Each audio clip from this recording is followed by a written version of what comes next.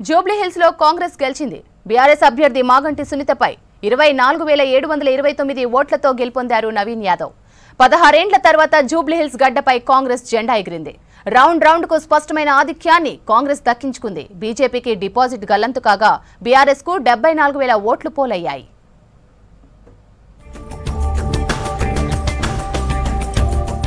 జూబ్లీహిల్స్ బైపోల్లో విజయ దుందుబి మోగించింది కాంగ్రెస్. నవీన్ యాదవ్ 24,729 ఓట్ల మెజార్టీతో సమీప బీఆర్ఎస్ ప్రత్యర్థి మాగంటి సునీతపై గెలుపొందారు. ప్రతి రౌండ్లో స్పష్టమైన ఆధిక్యాన్ని కనబర్చిన కాంగ్రెస్ చివరికి విక్టరీ సాధించింది. నవీన్ యాదవ్కు 98,945 ఓట్లు రాగా బీఆర్ఎస్ అభ్యర్థి మాగంటి సునీతకు 74,234 ఓట్లు వచ్చాయి. బీజేపీ అభ్యర్థి లంకల దీపక్ రెడ్డికి 17,041 ఓట్లు వచ్చాయి. ఇతరులు 4,411 ఓట్లు సాధించారు.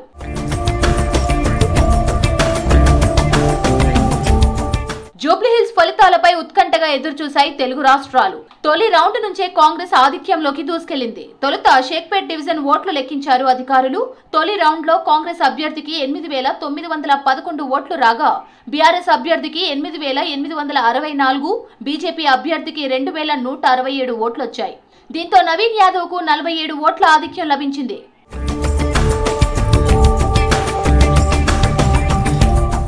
రెండో రౌండ్ ఎర్రగడ్డ డివిజన్ లో కాంగ్రెస్ కు భారీ ఆధిక్యం దక్కింది. నవీన్ యాదవ్ కు 8,963 ఓట్లు రాగా మాగంటి సునీతకు 6,015 ఓట్లు వచ్చాయి. బీజేపీ అభ్యర్థికి 1,308 ఓట్లు దక్కాయి. దీంతో నవీన్ యాదవ్ కు 2,948 ఓట్ల ఆధిక్యం దక్కింది.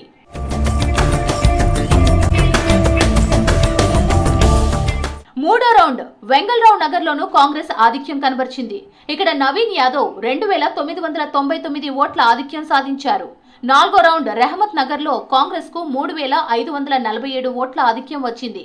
ఏ రౌండ్ లోనూ కాంగ్రెస్ కు మెజార్టీ తగ్గకపోవడంతో బీజేపీ అభ్యర్థి లంకల దీపక్ రెడ్డి కౌంటింగ్ హాల్ నుంచి వెళ్లిపోయారు.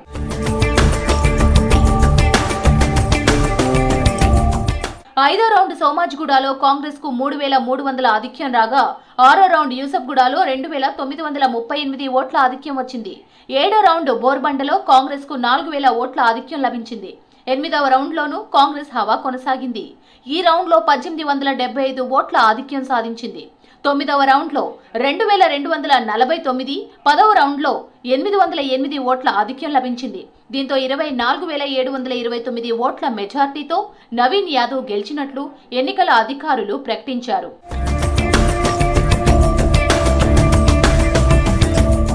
పదహారేళ్ల తర్వాత జూబ్లీహిల్స్ లో కాంగ్రెస్ భారీ మెజార్టీతో గెలిచింది. 2023 జూబ్లీహిల్స్ అసెంబ్లీ ఎన్నికల్లో కాంగ్రెస్ కు 35% ఓట్లు పోలవగా ప్రస్తుతం 2025 బైపోల్ ఎన్నికల్లో 50.83% ఓట్లొచ్చాయి.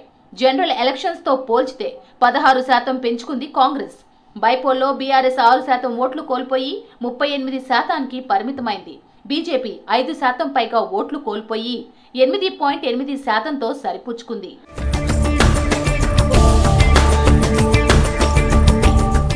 ఎగ్జిట్ పోల్స్ ను ఎగ్జాక్ట్ గా చెప్పింది V6 వెలుగు సర్వే.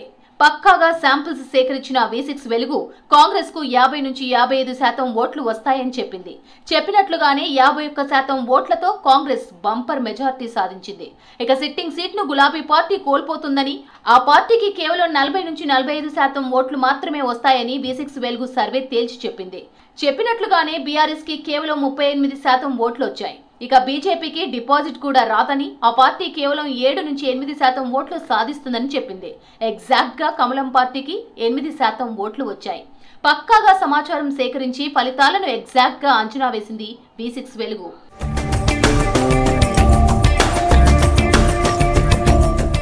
ఈ విజయంతో గ్రేటర్ సిటీలో మరో సీటు ఖాతాలో వేసుకుంది అధికార కాంగ్రెస్ పార్టీ.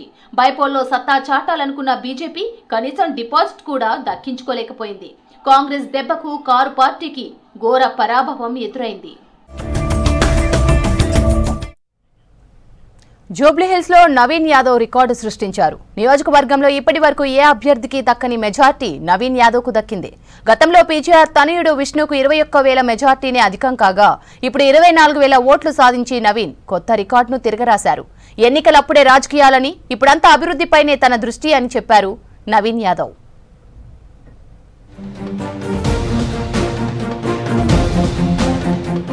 జూబ్లీహిల్స్ హస్తగతమైంది. యువనేత నవీన్ యాదవ్ను భారీ మెజారిటీతో గెలిపించారు జూబ్లీహిల్స్ ఓటర్లు. ఈ గెలుపుతో నవీన్ యాదవ్ కొత్త రికార్డును క్రియేట్ చేశారు. జూబ్లీహిల్స్ నియోజకవర్గ చరిత్రలోని అత్యధిక మెజారిటీతో గెలుపొందిన వ్యక్తిగా ఘనత సాధించారు. జూబ్లీహిల్స్ లో ఇప్పటి వరకు అత్యధిక మెజారిటీ పీజీఆర్ కుమారుడు విష్ణు పేరిట ఉంది. ఆయన 2009లో 21,741 ఓట్లతో గెలిచారు. ఇప్పుడు నవీన్ యాదవ్ 24,658 ఓట్లతో విజయం సాధించడం సరికొత్త రికార్డును నెలకొల్పారు.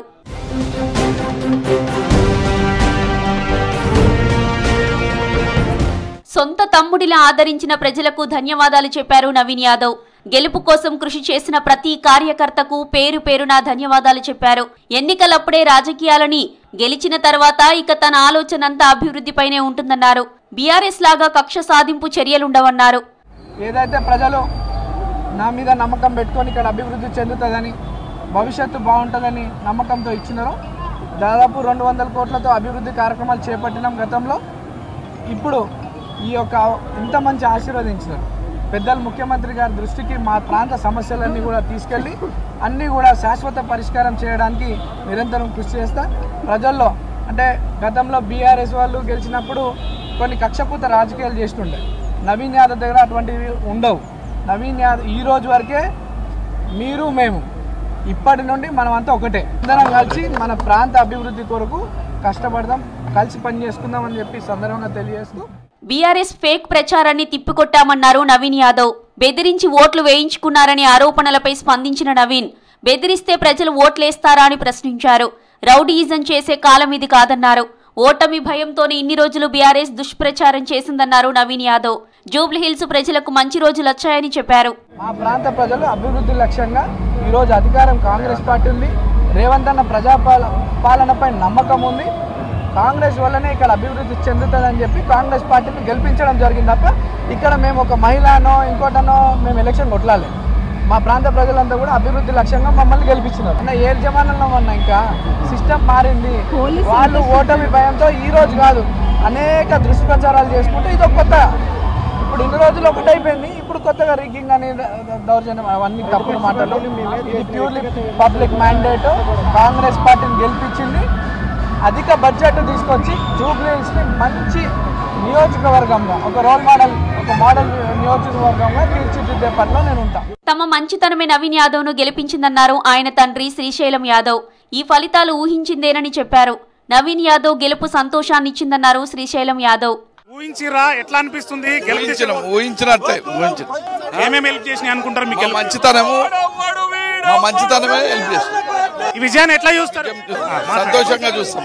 2009లో రాజకీయ అరంగేట్రం చేసిన నవీన్ యాదవ్ అదే సంవత్సరంలో ఎంఐఎం నుంచి కార్పొరేటర్ గా పోటీ చేశారు. 2014లో ఎంఐఎం తరపున జూబ్లీహిల్స్ నియోజకవర్గం నుంచి పోటీ చేసి 41,000 ఓట్లు సాధించారు. 2015లో రెహమత్ నగర్ డివిజన్ కార్పొరేటర్ గా పోటీ చేసి ఓడిపోయారు. 2018లో జూబ్లీహిల్స్ స్వతంత్ర అభ్యర్థిగా పోటీ చేసి 18,817 ఓట్లు సాధించారు. 2023లో కాంగ్రెస్ లో చేరిన నవీన్ యాదవ్ బైపోల్లో టికెట్ దక్కించుకొని విజయం సాధించారు. జూబ్లీహిల్స్ గెలుపుతో తమపై బాధ్యత మరింత పెరిగిందని చెప్పారు రేవంత్ రెడ్డి. 50% మంది ప్రజలు కాంగ్రెస్ వెంటే ఉన్నారని చెప్పడానికి ఇది బెస్ట్ ఎగ్జాంపుల్ అని చెప్పారు. ఈ ఫలితాలతోనైనా బీజేపీ బీఆర్ఎస్ నేతలు మారాలని సూచించారు. ఎన్నికలప్పుడే రాజకీయాలు చేద్దామని, రాష్ట్ర అభివృద్ధి కోసం ఎవరి పాత్ర వాళ్లు పోషిద్దామని సూచించారు ముఖ్యమంత్రి రేవంత్ రెడ్డి. స్థానిక ఎన్నికలపై ఈ నెల 17న జరిగే కేబినెట్ భేటీలో నిర్ణయం తీసుకుంటామన్నారు.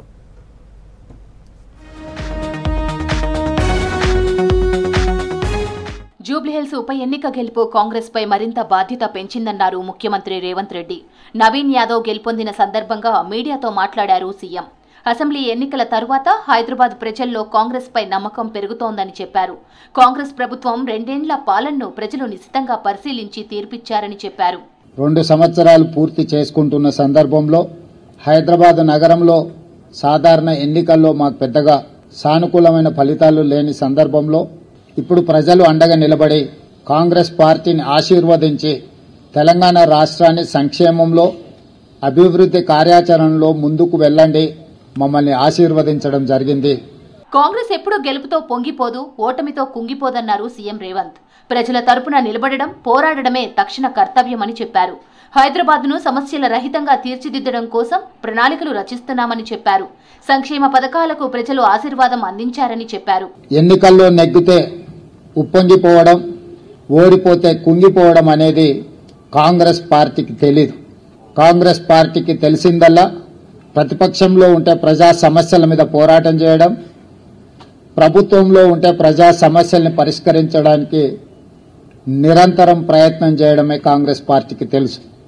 పోలైన ఓట్లలో 51% కాంగ్రెస్ పార్టీకి ఓటు వేయడం ద్వారా ఎప్పుడూ లేనంత బలం, ప్రజాబలం ఈనాడు కాంగ్రెస్ పార్టీకి వచ్చింది, కాంగ్రెస్ పార్టీకి చెందింది. ఎన్నికలకు ఇంకా 3 ఏళ్ల టైం ఉందని, చివరి ఏడాదిలో రాజకీయాలు చేద్దామని, ఈ 2 ఏళ్లు అభివృద్ధికి సహకరించాలని కోరారు రేవంత్ రెడ్డి. కేంద్రం నుంచి నిధులు రాకుండా సహాయ నిరాకరణ చేస్తుందే కిషన్ రెడ్డి అని ఆరోపించారు. ఈ తీర్పు భూకంపానికి ముందు వచ్చే ప్రకంపనగా చూస్తామని చెప్పారు. రాజకీయాలు మాని రాష్ట్రాభివృద్ధికి బీజేపీ సహకరించాలన్నారు. సమస్యల రహిత నగరంగా తీర్చిదిద్దడానికి ఈరోజు ప్రణాళికలు సిద్ధం చేస్తున్నాము. వాళ్ళకు ఉపాధిని కల్పించాలని చెప్పి మా ప్రభుత్వం చేస్తున్న ప్రయత్నాలను ప్రతి నిమిషం, ప్రతి క్షణం అడ్డు తగిలి వీటన్నిటిని అడ్డుకునే ప్రయత్నం చేసిండ్రు. అదేవిధంగా కేంద్రం నుంచి తీసుకురావాల్సిన అనుమతులు కానీ, ఇవ్వవలసిన నిధులను రాబట్టుకోవడానికి ముఖ్యంగా కిషన్ రెడ్డి గారు సహాయ నిరాకరణ చేస్తుండ్రు. అంటే ఆనాడు కిషన్ రెడ్డికి వచ్చిన ఓట్లలో 25% మాత్రమే వచ్చి ఈరోజు భారతీయ జనతా పార్టీ డిపాజిట్ జప్తు అయిపోయింది. దీన్ని బట్టి కిషన్ రెడ్డి గారు తన వ్యవహార శైలిని మార్చుకోవాల్సిన అవసరం ఉన్నది. అసూయ తగ్గించుకోవాలని ప్రతిపక్ష నేతలు కేటీఆర్, హరీష్ రావుకు సూచిస్తున్నానన్నారు రేవంత్. అధికారం పోయినా కేటీఆర్లో అహంకారం పోలేదన్నారు. పదవులు ఎవరికీ శాశ్వతం కాదని కేటీఆర్ తన అహంకారాన్ని తగ్గించుకోవాలని సూచించారు. శాసనసభ్యులు హరీష్ అండ్ కేటీఆర్ కు ఒక సూచన చేయదలుచుకున్నా. హరీష్ రావు గారు, మీ అసూయను కొంచెం తగ్గించుకోండి. కేటీఆర్, నీ అహంకారాన్ని కొద్దిగా తగ్గించుకో. మీ వయసు నాకంటే తక్కువే. ఇంకా చాలా రోజులు మనం రాజకీయాలలో కొనసాగాల్సిన అవసరం ఉన్నది. అధికారం అనేది ఎవరికీ శాశ్వతం కాదు. అధికారం అనేది వారసత్వ సంపద కాదు. మన తాతలు ముత్తాతల నుంచి వచ్చిన సంపద అయితే అది మనకే చెందుతుంది. ఫేక్ న్యూస్లు, ఫేక్ సర్వేలపై తీవ్ర స్థాయిలో మండిపడ్డారు రేవంత్ రెడ్డి. ఫేక్ న్యూస్లు రాయించి, ఫేక్ సర్వేలు చేయించి కేటీఆర్ భ్రమలో బతికారని చెప్పారు. ఇకనైనా బీఆర్ఎస్ సోషల్ మీడియా దుష్ప్రచారాలు బంద్ చేయాలన్నారు. ఫేక్ ప్రతిదీ నవీన్ యాదవ్ ఇట్లా మాట్లాడిండు, లేకపోతే బట్టి విక్రమార్క గారు ఆ విధంగా అన్నాడు. అంటే ఫేక్ న్యూస్ నువ్వే క్రియేట్ చేసి ఆ ఫేక్ న్యూస్ నువ్వే నమ్మి పెయిడ్ ఆర్టికల్స్ కోసము, పెయిడ్ న్యూస్ టెలికాస్ట్ కోసము సంస్థలు కూడా వ్యాపార దృక్పథంతో ఇట్లాంటి తప్పుడు ప్రచారాలు చేస్తే ఆ తప్పుడు ప్రచారాలు కొద్ది రోజుల్లో తేటతెల్లమైనప్పుడు వచ్చే సమస్యలను కూడా మీడియా సంస్థలు దృష్టిలో పెట్టుకోవాలి. కేసీఆర్ పై స్పందించారు రేవంత్. క్రియాశీలక రాజకీయాల్లో లేని కేసీఆర్ గురించి మాట్లాడడం మంచిది కాదన్నారు. ఆయన క్రియాశీలక రాజకీయాల్లోకి వచ్చాక మాట్లాడతానని చెప్పారు. వచ్చే 10 ఏళ్ల పాటు కాంగ్రెస్దే అధికారమన్నారు రేవంత్. మార్పు చూపిస్తామని చెప్పారు. కేసీఆర్ గారు క్రియాశీలక రాజకీయాలలో లేరు.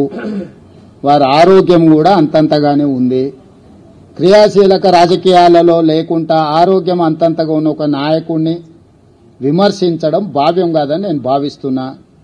కేసీఆర్ గారు క్రియాశీలక రాజకీయాలకు వచ్చినప్పుడు తప్పకుండా వారి పట్ల నేను స్పందిస్తాను. నా సూచన ఒక్కటే మీకు, ఇక డెవలప్మెంట్ మీద ఫోకస్ పెడదాము. రాబోయే 2 సంవత్సరాలు ఫోకస్డ్గా మన రాష్ట్రాన్ని అభివృద్ధి చేసుకుందాము. మనమందరం కష్టపడదాం. మీరు కూడా ఈ కష్టాన్ని గుర్తించి ప్రజలకు చెప్పండి అని మీకు కూడా విజ్ఞప్తి చేస్తున్నా. అంతే తప్ప ఇంకా రాజకీయ విమర్శలకు తావు లేదు, అవసరం లేదు. స్థానిక సంస్థల ఎన్నికలపై క్లారిటీ ఇచ్చారు రేవంత్ రెడ్డి. ఈ నెల 17న కేబినెట్ భేటీలో స్థానిక సంస్థల ఎన్నికలపై చర్చిస్తామని చెప్పారు. మంత్రుల అభిప్రాయం తర్వాత నిర్ణయం తీసుకుంటామన్నారు సీఎం. బీహార్ అసెంబ్లీ ఎన్నికల్లో ఎన్డీఏ కూటమి గ్రాండ్ విక్టరీ సాధించింది. 200కు పైగా సీట్లలో గెలుపుతో మరోసారి అధికారం చేపట్టేందుకు సిద్ధమైంది. ఎన్డీఏలోని బీజేపీ 89 సీట్లలో, జేడీయూ 85 సీట్లలో విజయ డంకా మోగించాయి. మహిళలకు 10,000 ఆర్థిక సాయం, 125 యూనిట్ల ఫ్రీ కరెంట్, పింఛన్ పెంపు సహా పలు హామీలు ఎన్డీఏకు కలిసొచ్చినట్లు తెలుస్తోంది.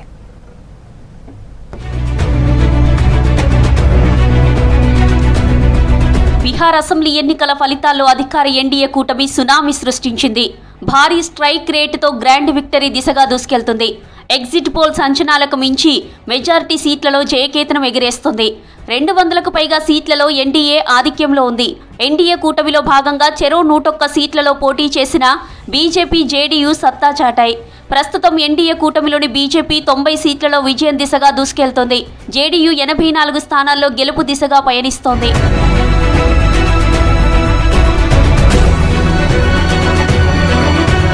ఎన్డీఏ గ్రాండ్ విక్టరీలో చిరాగ్ పాస్వాన్ నాయకత్వంలోని Lok Janshakti Ram Vilas party key role పోషించింది. ఎన్నికల పొత్తులో భాగంగా 28 స్థానాల్లో పోటీ చేసిన ఎల్జేపీ దాదాపు 19 సీట్లలో విజయం దిశగా సాగుతోంది. ఎన్డీఏలో భాగమైన హిందుస్థాన్ ఆవాం మోర్చా 5 సీట్లలో విక్టరీ సాధించింది. అలాగే రాష్ట్రీయ లోక్ మోర్చా పార్టీ కూడా 6 సీట్లలో పోటీ చేయగా 4 స్థానాల్లో విజయం దిశగా దూసుకెళ్తోంది.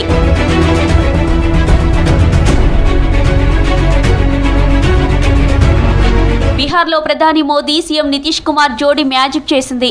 ఎన్నికల నోటిఫికేషన్ రిలీజ్ అయినప్పటి నుంచి పోలింగ్ ముగిసే వరకు ముమ్మర ప్రచారం చేశారు.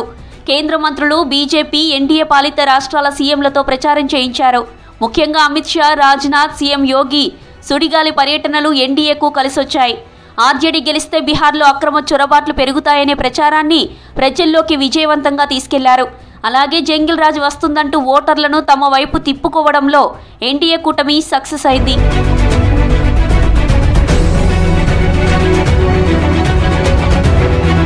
ఎన్డీఏ విజయానికి అనేక అంశాలు కీలకంగా పనిచేశాయి. ఎన్నికలకు ముందు మహిళా ఓటర్లను ఆకట్టుకునేందుకు కీలక స్కీమ్లు ప్రకటించింది నితీష్ సర్కార్.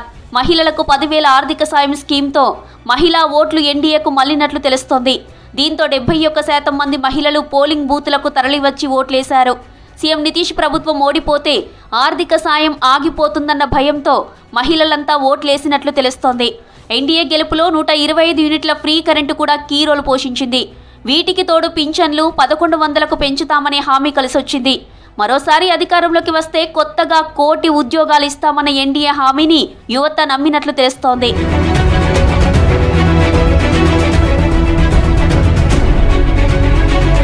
బీహార్లో మరోసారి ఎన్డీఏ కూటమి అధికారంలోకి రానుంది. దీంతో సీఎం అభ్యర్థిపై చర్చ మొదలైంది. ఇప్పటి వరకు అధికారికంగా ముఖ్యమంత్రి అభ్యర్థి పేరు ప్రకటించలేదు. దీంతో జేడీయూ చీఫ్ నితీష్ కుమారే మరోసారి సీఎం అవుతారా, లేదంటే కొత్తగా మరొకరిని ఎన్నుకుంటారా అనేది ఆసక్తిగా మారింది.